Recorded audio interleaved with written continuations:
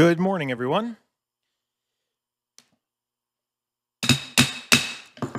Now is the time and place for a local law hearing. Will the clerk please read the short title? Yes, Mayor.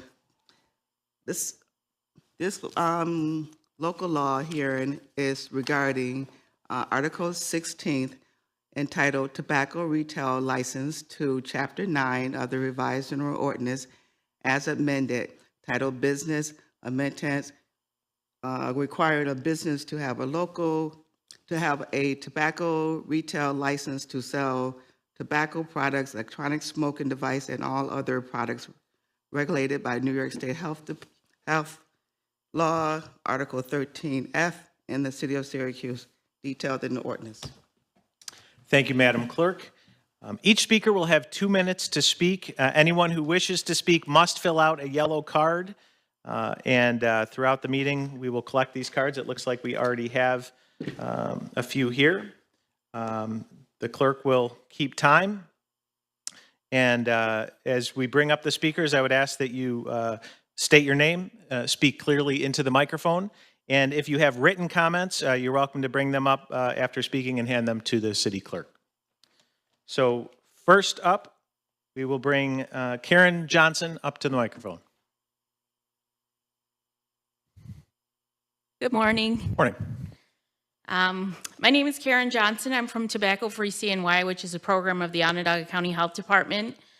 Tobacco use is the #1 cause of preventable death in the United States, with an estimated 28,000 deaths each year due to smoking-related illness in New York State. The location and density of tobacco retailers influences tobacco use among residents. In the city of Syracuse, there are currently 179 tobacco/vape retailers. That equals out to about 7.1 tobacco retailers per square mile as compared to 0.5 tobacco retailers per square mile in the rest of the county. Tobacco retail mapping has shown that tobacco use rates are higher in these neighborhoods with a higher concentration of tobacco retailers, with some neighborhoods reporting over a 30% tobacco use rate as compared to the 16% for the county as a whole. Retail density has also contributed to health and tobacco use disparities in neighborhoods with greater racial diversity and in low-income neighborhoods. In addition, the higher number of retailers is shown to contribute to more cigarettes being smoked per day by current smokers, as well as making it more difficult for those looking to quit to be successful. The average age of a new smoker in New York State is 13 years old. Studies have shown that the higher number of tobacco retailers equals more exposure to tobacco marketing, which makes youth more likely to experiment with tobacco use. This marketing is prominently displayed, and the concentration of advertising is often higher in retailers closer to school and youth establishments.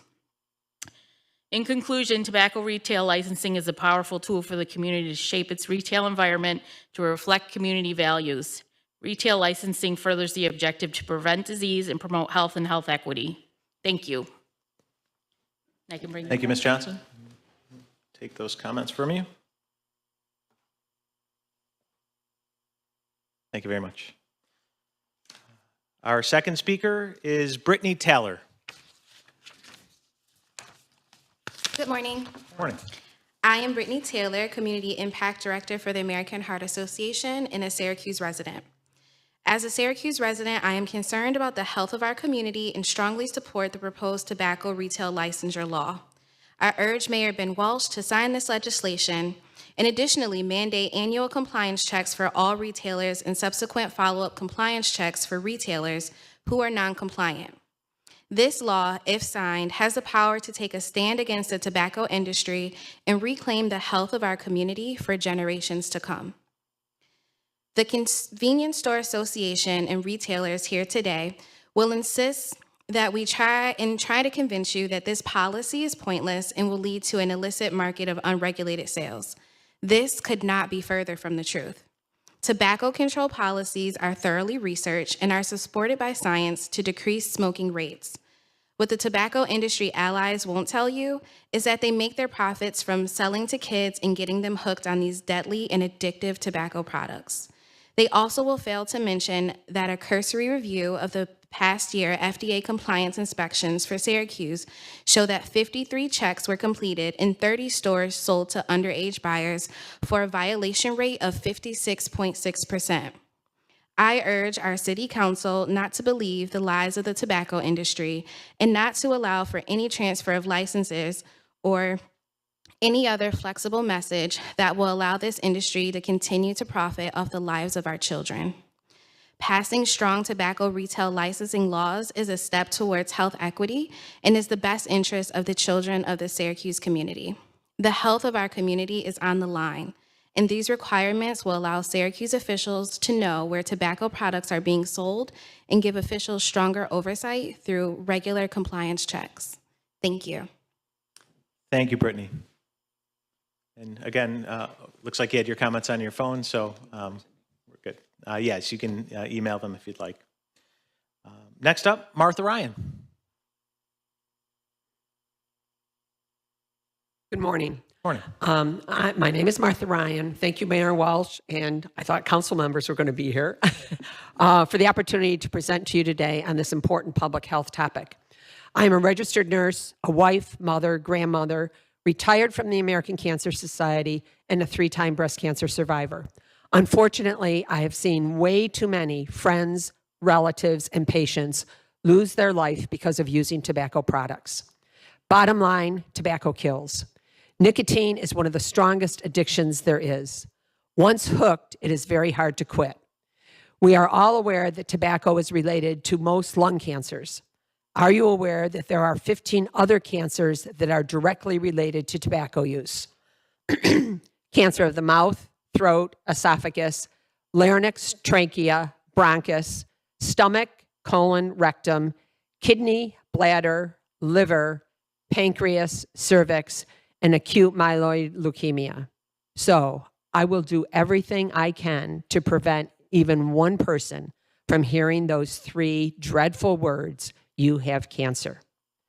Therefore, in the interest of public health and helping to build and sustain a healthier community, we, interested community members, and the leaders of our community need to do everything that we can to reduce and eliminate tobacco as a public health threat.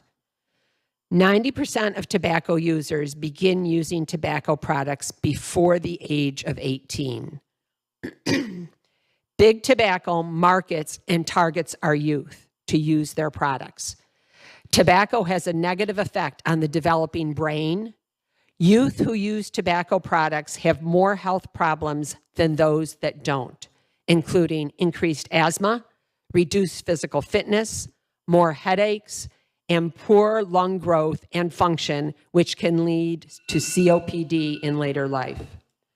The legislation that is proposed will decrease the availability and easy access to tobacco products, with the end result of less youth starting to use these products and hopefully helping those tobacco users that want to quit. As a public health advocate and having the desire to assist in making our community healthier, I commend Councilor Hogan for proposing this legislation and request that all members of the Syracuse Common Council and our mayor listen to the health facts and support this legislation.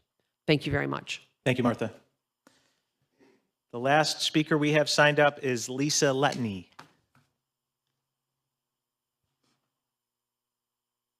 Hi, good morning. My name's Lisa Letney. I'm the Director of Environmental Health for the Onondaga County Health Department, and our office is tasked with enforcing Article 13F of the New York State Public Health Law, the regulation of tobacco products to minors, through our ATUPA program, which is Adolescent Tobacco Use Prevention Act. We perform compliance checks on all tobacco and vape stores in Onondaga County to determine if they're selling to minors. For those that sell, we do issue violations, we schedule hearings, and we issue fines.